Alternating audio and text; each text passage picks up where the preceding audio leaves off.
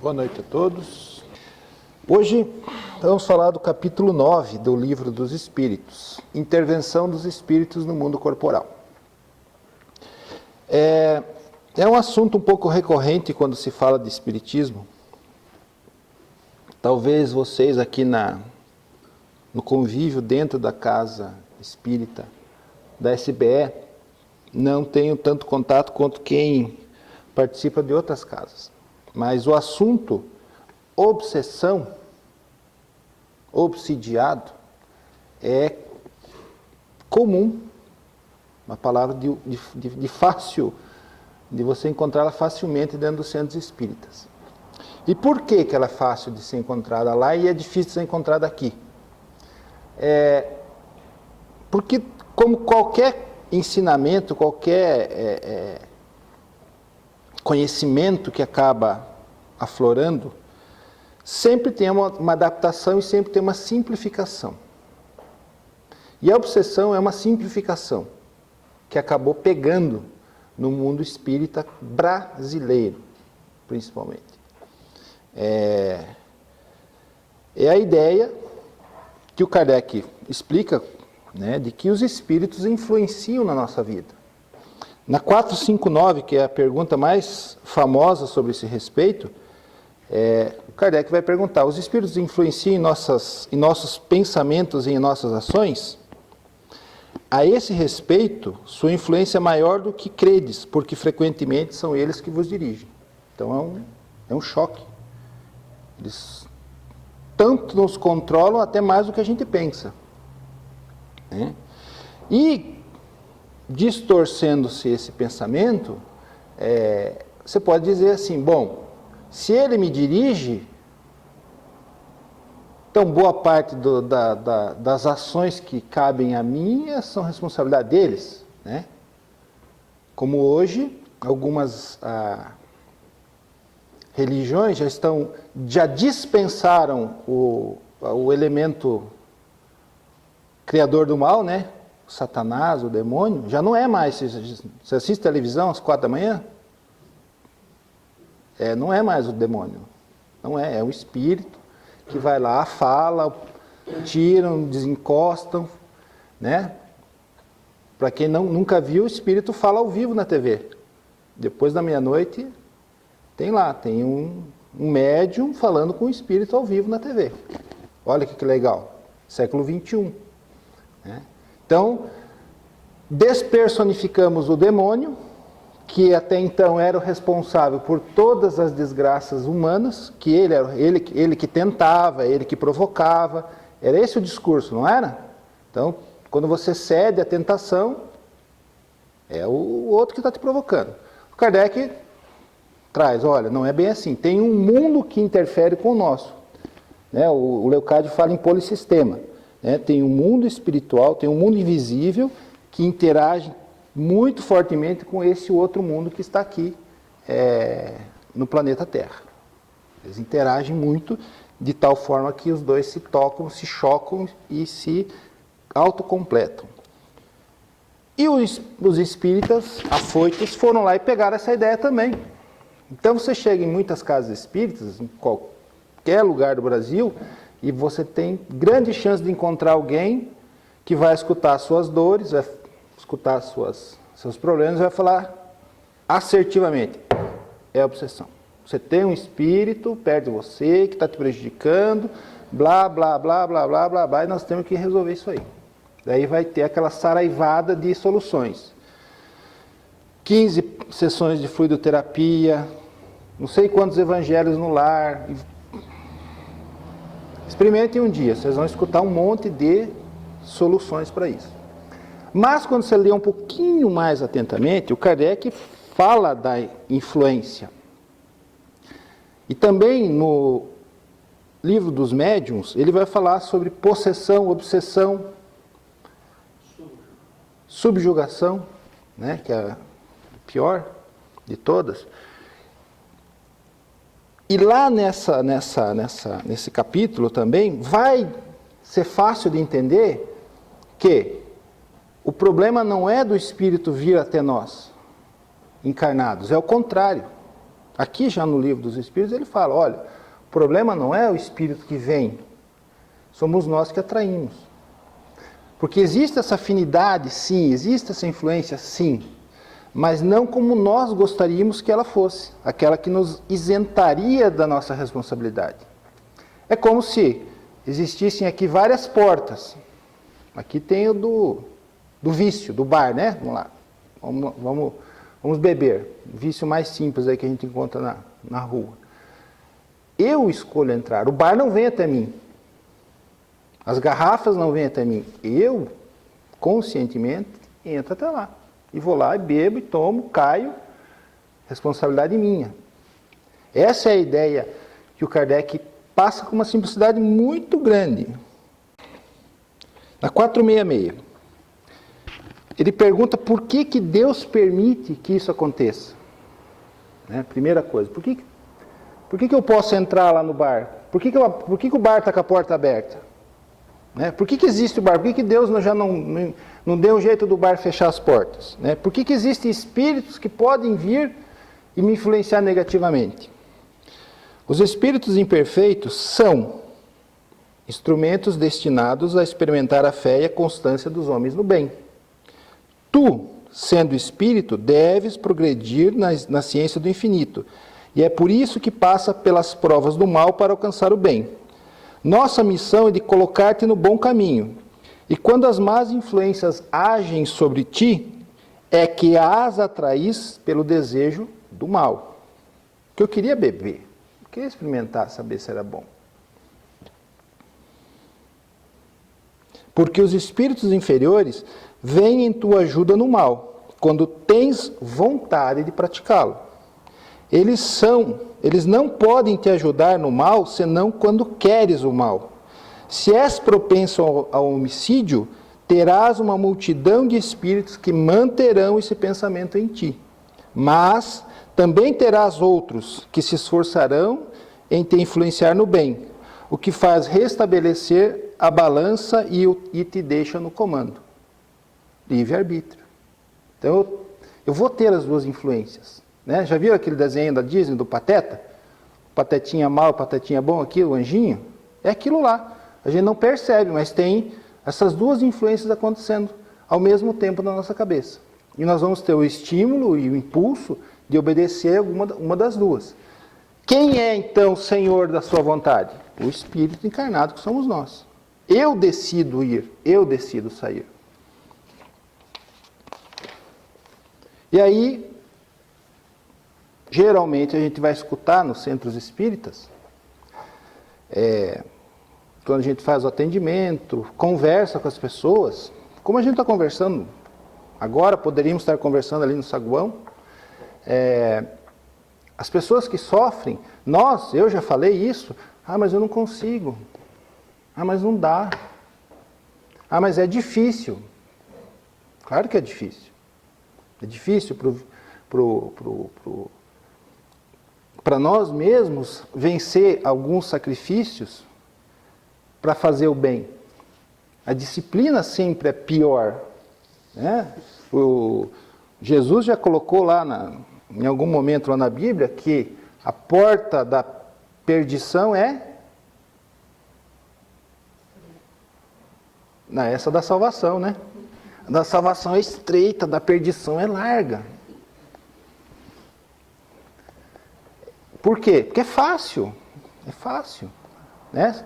E a gente tem mais estímulos para isso. Então, quando a gente fala da obsessão, geralmente a obsessão é tratada como uma influência forte demais que o encarnado já não consegue resistir. O Kardec fala que não, a obsessão é mais uma relação muito próxima de desejos. A palavra-chave nesse mundo aqui, nesse assunto, chama-se afinidade. O que é afinidade? Carmen, você está afim de comer uma salada? Sim. Então nós estamos, nesse momento, partilhando o mesmo desejo, a mesma intenção. Então nós somos afins nesta ideia. Então se eu tenho ódio por alguém ou por algo, geralmente por alguém, né? A gente não tem ódio da garrafa da mesa, a gente tem ódio por alguém. Vocês acreditem ou não, vocês acham que quantos nós vamos achar do outro lado, né, no plano espiritual, que tem ódio de alguém? Vai ser uma multidão, nutrindo esse ódio que eu tenho. E por que eles vão fazer isso com tanta força? O que eles ganham com isso? O que esses espíritos ganham com essa atitude, com essa ação? É o mesmo que você perguntar o que um fumante ganha ao fumar um cigarro. O prazer. Ele fumou, né? O alcoólatra, a hora que ele toma, até a tremedeira na mão passa, né? O gordinho, quando come o X-Bacon, né? Aquele prazer, aquela sensação, aquela saciedade. Então, essa multidão de influências que nós atraímos, porque a decisão de odiar não foi deles. Eles já estavam odiando qualquer coisa, qualquer um. Eu odiei e imediatamente recebo esse apoio, esse auxílio, e vejo esse ódio crescer, e às vezes a gente, olhando até no nosso passado, não dá para olhar para o passado dos outros, vamos olhar para o nosso, a gente olha lá um tempinho atrás, por que eu não gosto daquela pessoa? Você nem sabe por quê. Porque às vezes aquele sentimento não era o sentimento era seu, era verdadeiro, mas não era tão intenso. Mas você ganhou um impulso muito grande. E esse viés que algumas casas espíritas propõem, né? Inclusive existem grupos de desobsessão, pega o indivíduo, fala assim, hoje à noite nós vamos tirar os espíritos que estão perto de você. Assim como o pastor está fazendo lá na televisão. Porque é muito mais fácil agir assim. É muito mais simples agir assim. Vou dar um exemplo que aconteceu comigo hoje. Eu machuquei meu joelho, desde segunda-feira, está doendo.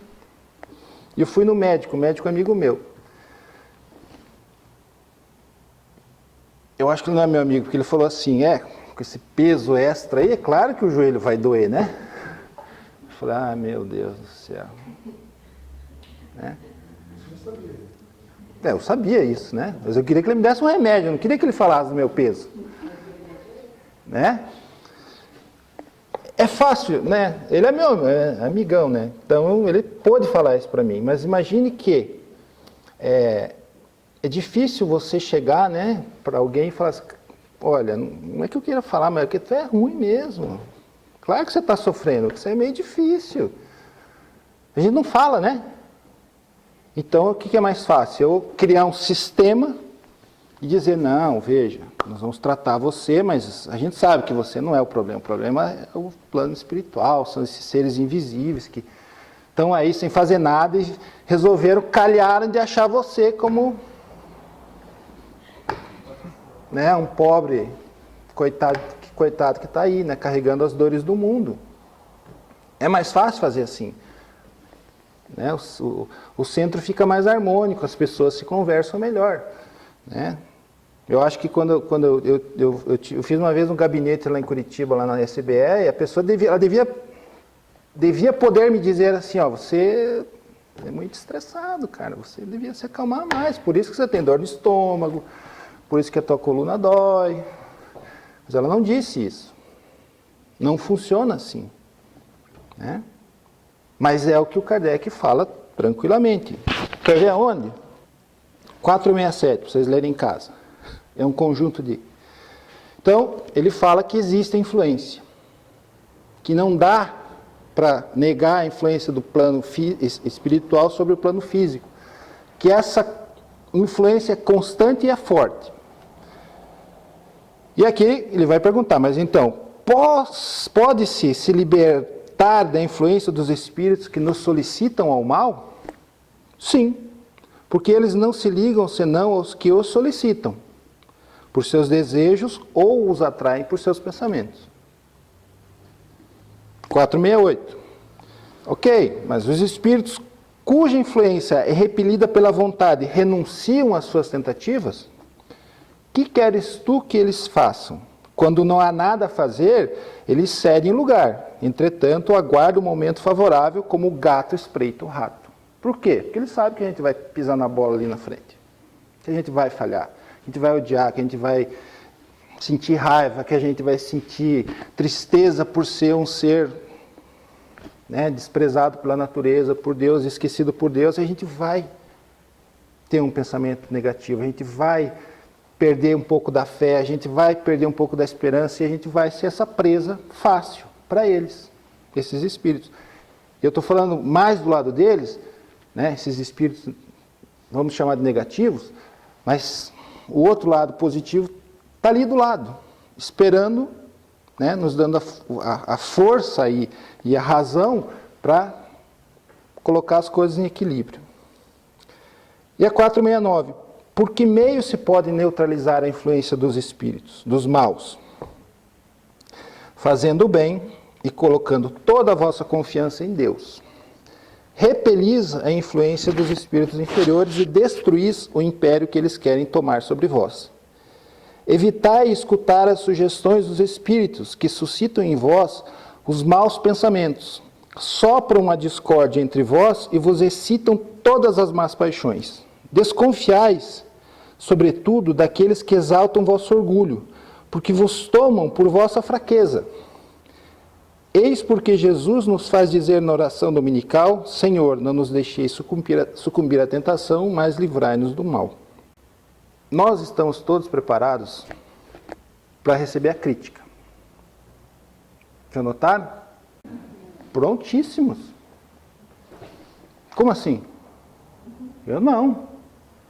Quer pegar a gente? Elogia. É só elogiar. E é aí que nós somos presa fácil. Ah, você vai deixar barato? Você vai... Não. Quem é essa pessoa para falar com você desse jeito? Nem tem diploma acadêmico, você já tem 5 pós-graduação. Ele é preto, como é que ele pode falar com você que é branco? Ele é de olho verde, como é que pode falar com você que tem olho castanho? Você é muito mais bonito, você é muito mais inteligente, você é muito mais rico. Tem esse pensamentozinho que sussurra no nosso ouvido. Como você é inteligente, como você é bonito, como você é esperto.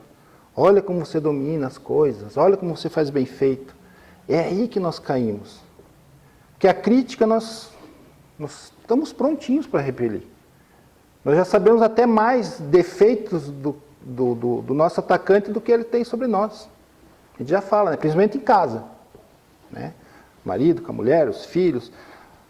A gente está preparado para isso. A gente não está preparado para o elogio que exalta o nosso ego e aí nos faz achar que nós temos a razão. E é por isso que é difícil dizer para outra pessoa que ela é a responsável pelos seus próprios problemas. E que ela é responsável pelas soluções. Inclusive tem uma parte aqui, vou achar aqui, em que o Kardec pergunta sobre a oração. E vocês vão se assustar com a resposta. 479. A prece é um meio eficaz para curar as obsessões? Sim. A prece é um poderoso socorro em tudo.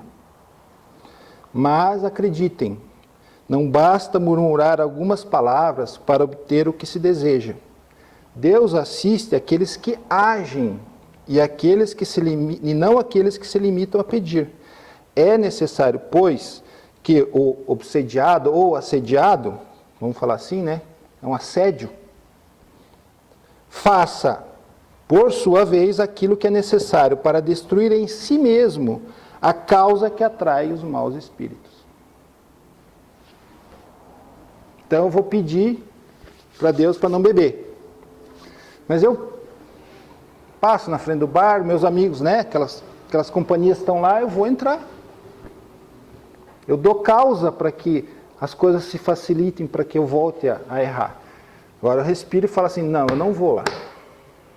Eu vou ficar em casa assistindo novela. Vou na creche ajudar a trocar fralda de criança. Vou ensinar um idoso a ler. Eu não vou lá. Só rezar não vai resolver. Vai dar força? Vai.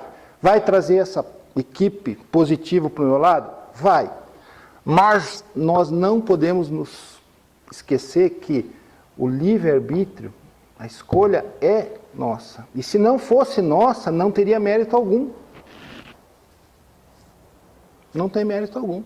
Do mesmo jeito que nós não vamos receber a culpa pelo erro dos outros, a gente também não recebe o mérito dos outros. A gente recebe só os nossos méritos.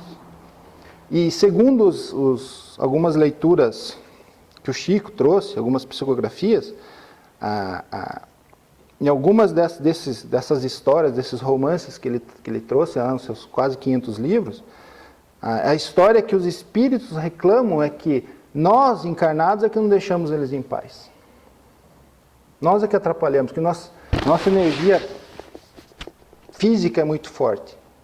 E a gente odeia com muita força, a gente ama com muita força, a gente tem raiva com muita força. E atraímos.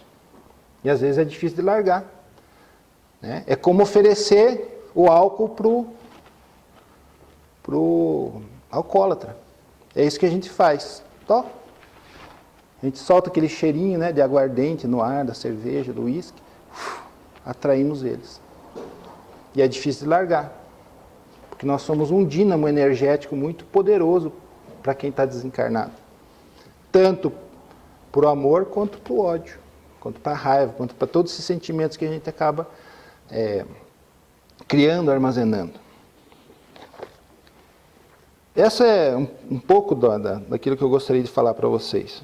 Por quê? Porque se vocês procurarem, vocês vão achar esses esquemas, né, mesmo dentro da casa espírita, de desobsessão, de rituais até, já virou um pouco de ritual. Ó, você faz tantas vezes disso, você faz tantas vezes daquilo, lê tantas vezes, lê o evangelho, abre o caso.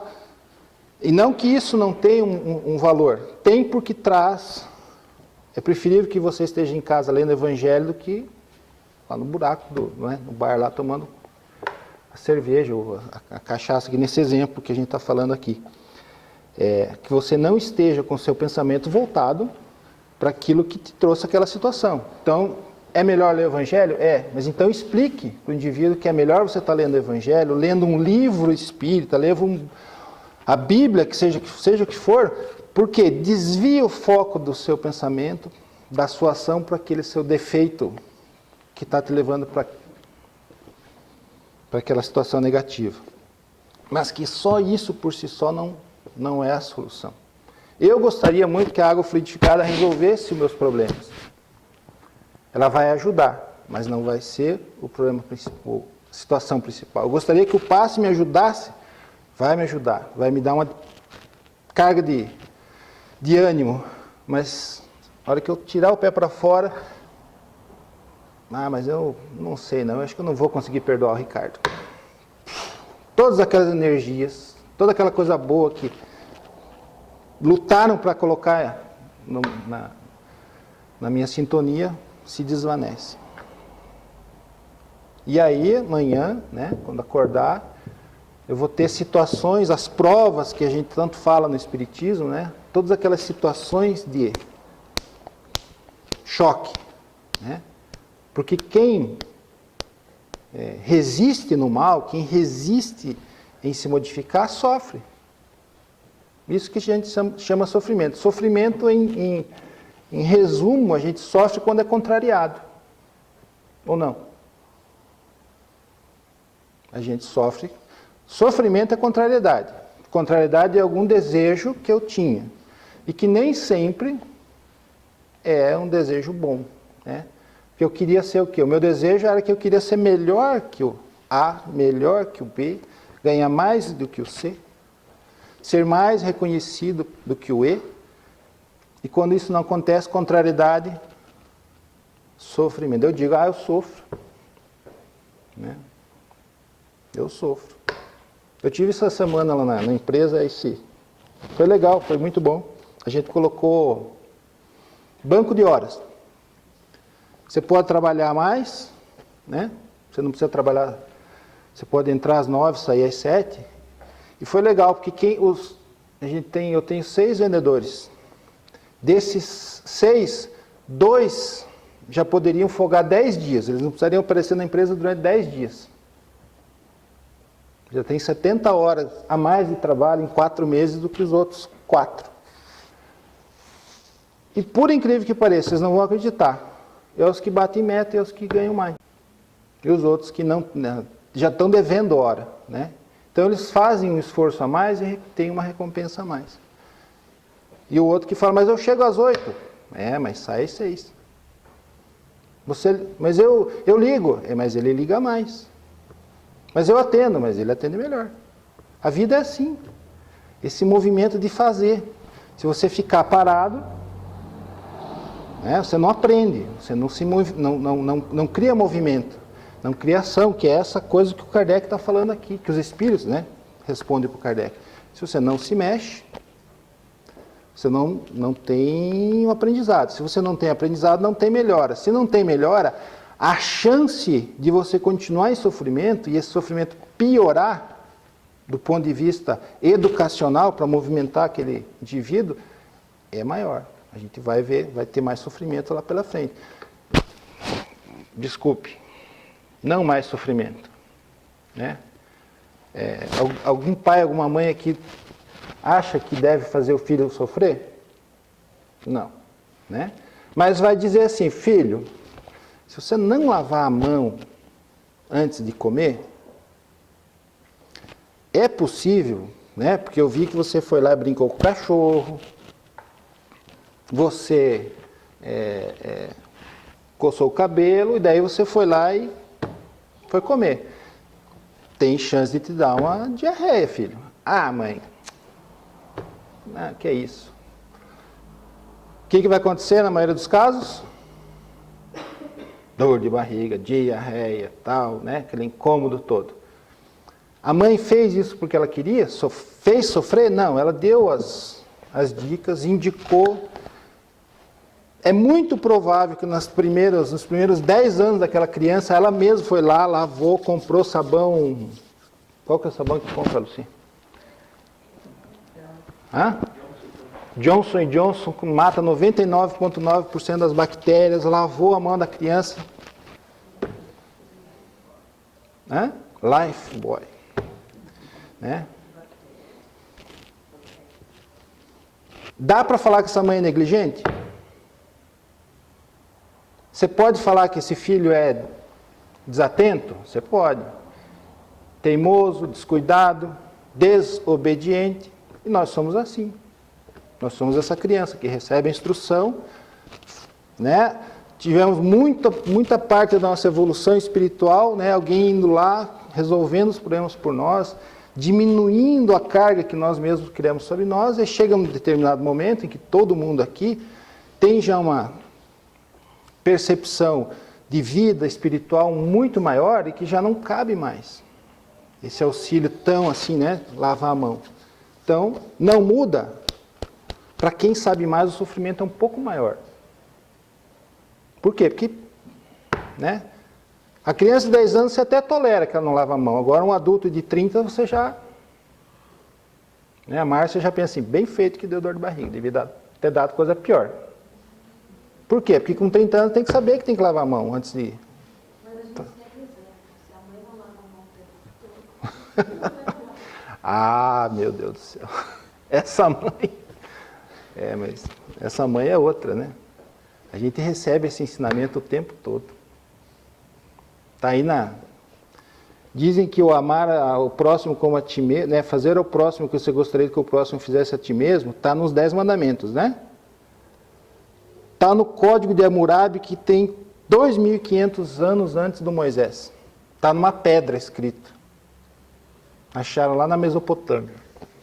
Então, a humanidade não tem como dizer, vocês não receberam a mensagem. Está aí. Alguns ou outros desviaram, né? Mas esse centro aí do cuidar de você mesmo, de amar o outro, de ter essa relação